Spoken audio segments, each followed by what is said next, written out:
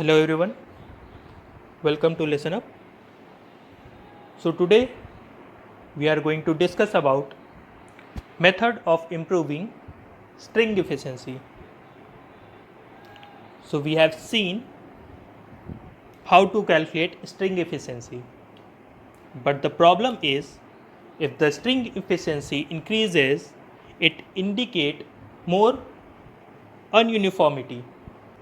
So it is necessary to improve the string efficiency.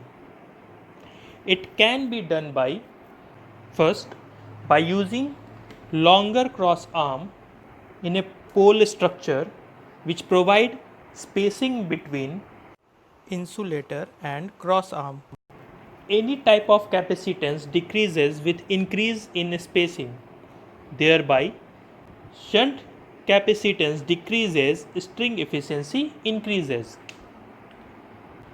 So, if you increase the spacing between them, the shunt capacitance, which is between the string of the insulator string and pole structure, increases. So obviously if it increase, the shunt capacitance, which is C dash, decreases. If shunt capacitance decreases, the value of K will decrease. If the value of K will decrease, efficiency will get increased. Second is by grading of insulator. From the calculation we have seen earlier, we can say that the voltage across the disk near to the conductor is more. We have seen in the previous question, in the previous video, we have done some question in that we can clearly see that voltage across the disk which is near to the conductor is more and the voltage across the disk at the top is less. So the voltage distribution across each string is non-uniform. If we design an each disk with CV is equal to constant, we all know that CV is equal to Q, charge. That means charge in turns current is constant. In all the disk, current is constant, mean shunt capacitance is nullified. For this, the size of top disk should be more and it will decrease descendingly from the top. The top disk will act as umbrella for this string and protect so that other string will not get wetted by the rain. In this case, top disk is called as tree insulator. Now third is by using guard ring. It is a ring type metallic enclosure that surround string and keep line potential. Then there is a formation of capacitance between these string and metallic pins. This capacitance counter the shunt capacitance. Thereby, effect of shunt capacitance reduces or nullified. Then, if the effect of shunt capacitance reduce, obviously I told you before that K is equal to C dash by C, that is shunt capacitance divided by disk capacitance. If shunt capacitance decreases, the value of K will decrease. If the value of K factor decreases, efficiency will increase. The guard ring with arcing horn effectively bypass the lightning stroke so that insulator string is protected.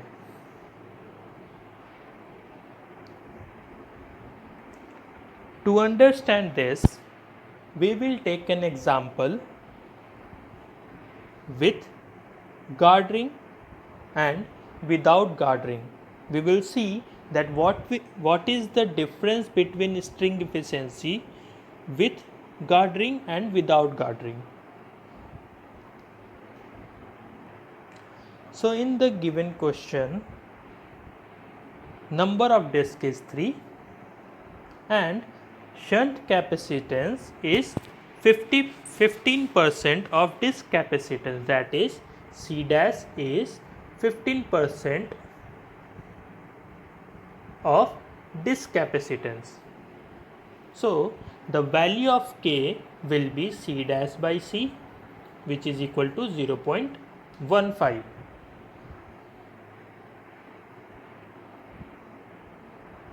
Now in this question we will calculate string efficiency. So first we need to calculate V2, which is 1 plus K into V1.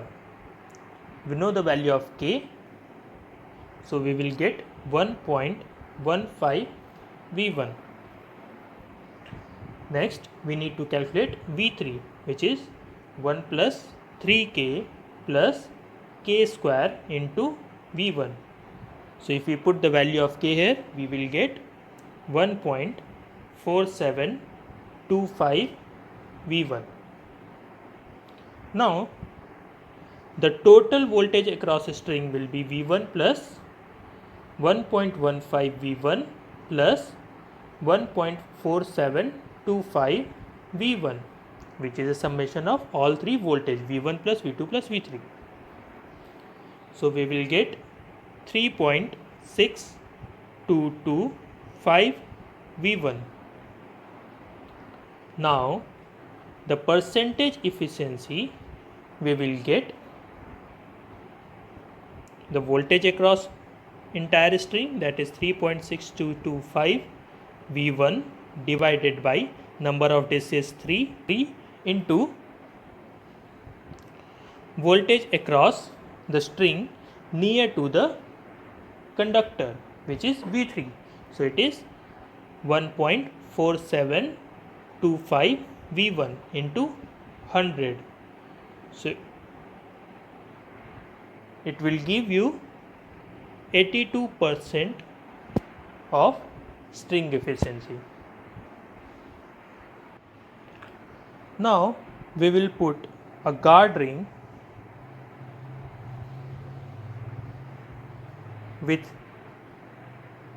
which develop a capacitance of 10% of disc capacitance, that is 0.10% of disc capacitance. Okay.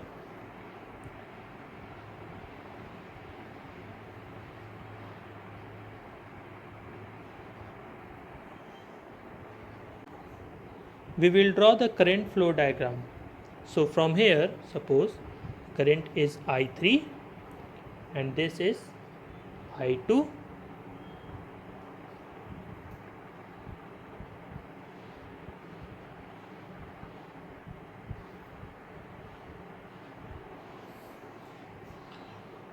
This is I1, this is I1. This you will get I1 dash, I2 dash.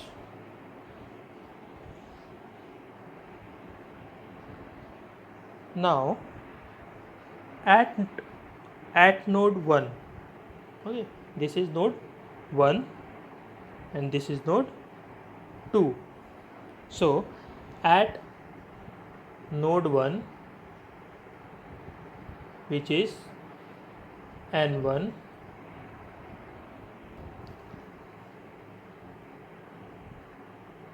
I2 is equal to I2 plus, see at node 1 the incoming current is I2 and I1 dash. So it will be I2 plus I1 dash, which is equal to I1 small I1 plus capital I1 plus capital I1. So we write this equation in terms of voltage.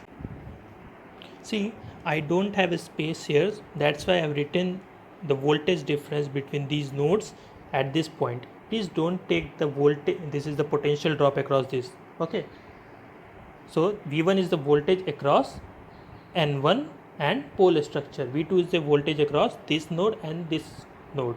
V3 is the voltage across this conductor and this node. Okay. So I2 is the current which flow between node 2 and node 1. So the voltage between node 2 and node 1 is V2.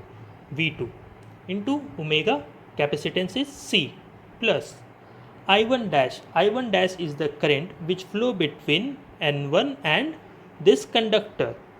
Okay, N1 and this conductor. So the voltage across N1 and conductor is V2 plus V3. So we'll write V2 plus V3 into omega, and the capacitance is 0.10 C equal to I1 which flow between node 1 and pole structure in this direction. Okay, so the voltage between node 1 and this pole structure is V1 into capacitance is 0.15 C plus I1 which flow between this node and this pole structure in this direction. So the voltage between this pole and pole structure, this node and pole structure is V1.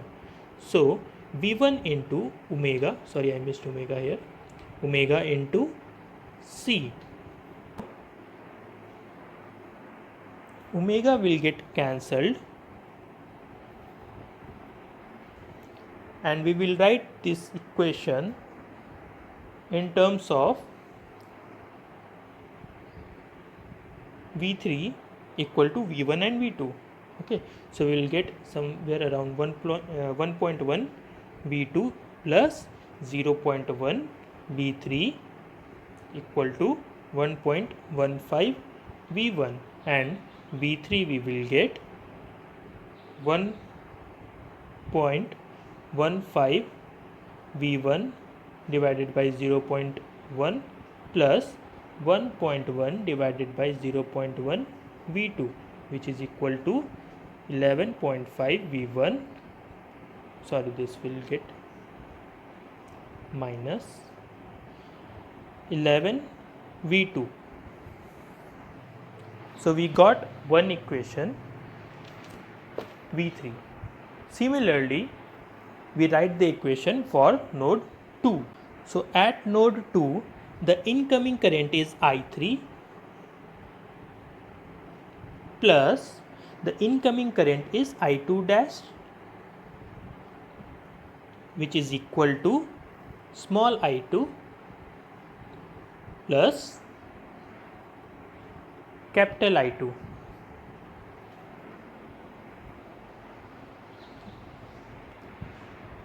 So I3 is the current which flow between conductor and node 2. So the voltage between conductor and node 2 is V3 omega, and capacitance is C, plus I2 dash which flow across the conductor through guard ring at point N2. So the potential difference between N2 and this conductor is V3.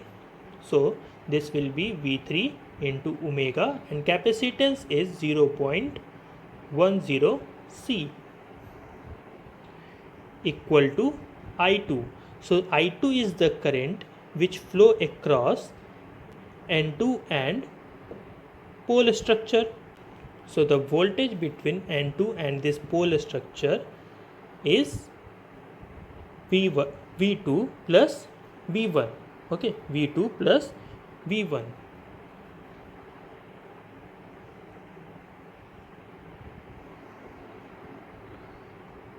into omega, and capacitance is 0.15 C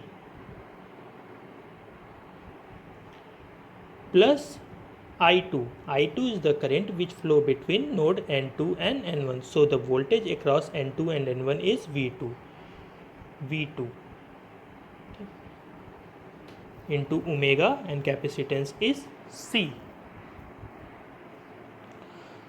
So we will get 1.1 V3 is equal to 1.15 V2 plus 0.15 V1. Now we can put the equation of V3 what we got by calculating at previous node. We got V3 is equal to 11.5 V1 minus 11 V2. Okay, so we will put that equation here and we will find the value of V2.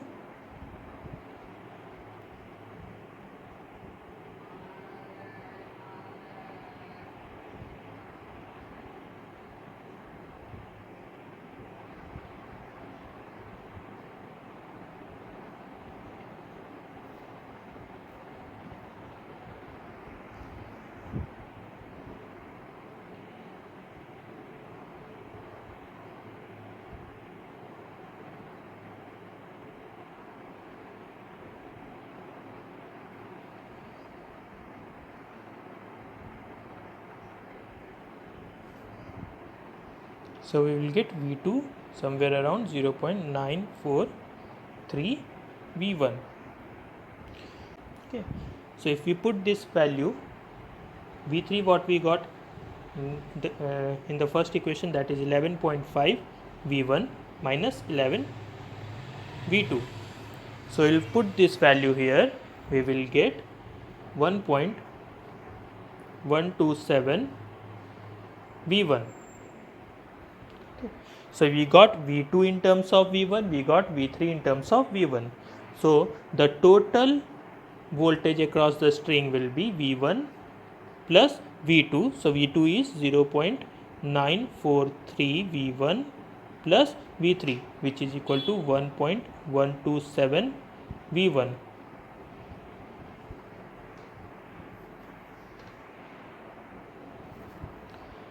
Now the string efficiency, percentage string efficiency will be Vs divided by number of days is 3 into V3. So Vs, by calculating this we will get 3.07 V1 divided by V3, which is 3 into V3, which is 1.127 V1 into 100. We will get 90.8%.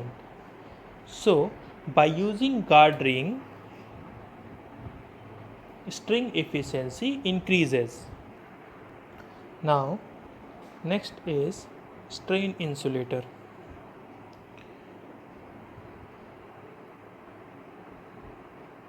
According to construction, it is similar to suspension insulator, but these insulators are mounted in horizontal direction,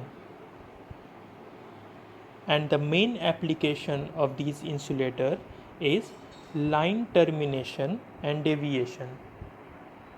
As you can see the top view of a pole, these are insulator strain